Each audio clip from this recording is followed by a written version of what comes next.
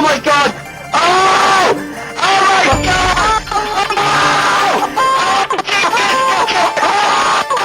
Samsung already notched the year's biggest smartphone debut, to date with the Galaxy S9.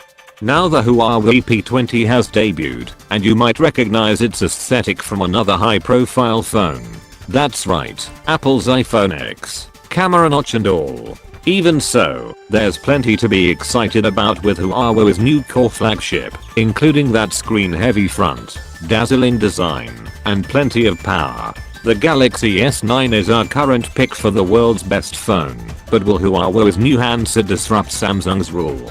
Here's how the comparison shakes out, now that we've been hands-on with the P20. As suggested above, the Galaxy S9 doesn't make any major strides over the Galaxy S8, and that's true when it comes to style too.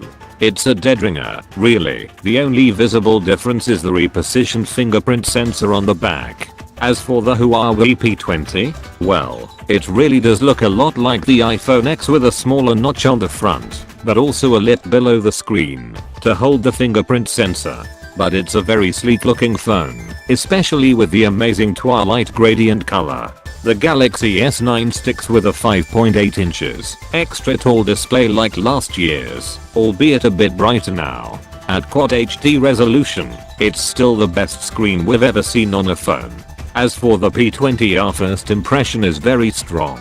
It has the same punchiness and stunning contrast as the Galaxy S9, and this 5.8 in display is slightly taller, albeit with the notch in the middle up top. There's another key difference too, it's lower resolution at 1080p. We expect that Samsung will have a slight edge when they are put side by side, but the P20 screen looks plenty fine all the same. P20 sticks two measly cameras on the back, a 12MP RGB lens and 20MP monochromatic one. Even so, our early test shots packed in plenty of color and detail, and the P10 likewise did well with its camera setup. We're expecting great results once we get into proper testing with the production model. As for the Galaxy S9, we already know that it offers one of today's best smartphone cameras, and it only has the one camera on the back.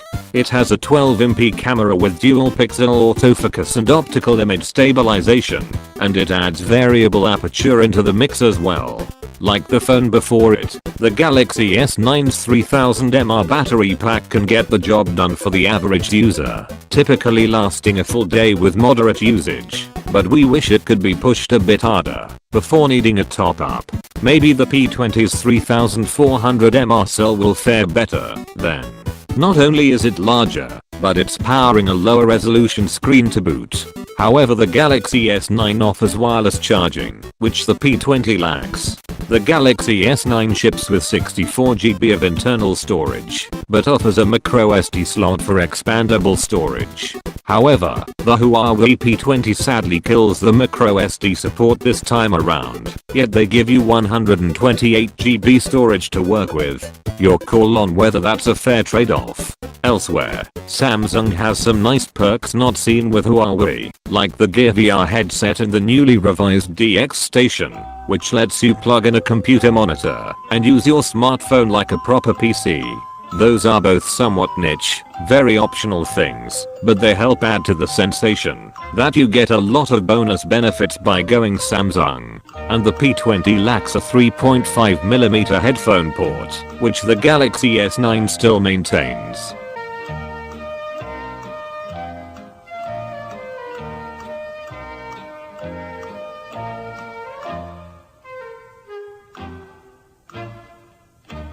The Galaxy S9 packs in Samsung's newest Exynos 8910 chip in the UK and many other territories, or the Qualcomm Snapdragon 845 in the States. Those are the two newest, heavy hitter Android chips, and they're incredibly fast.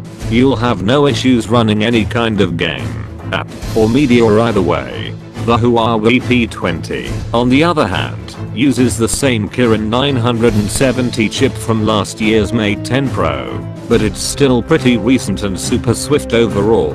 Both of these have 4GB RAM on board, and while benchmark tests might show some slight differences, we doubt there will be any big speed variance between them when it comes to common day-to-day usage. They're both powerhouses. Thanks for watching, and feel free to check my channel and smash that subscribe button if you don't want to miss new videos from me. Stay awesome.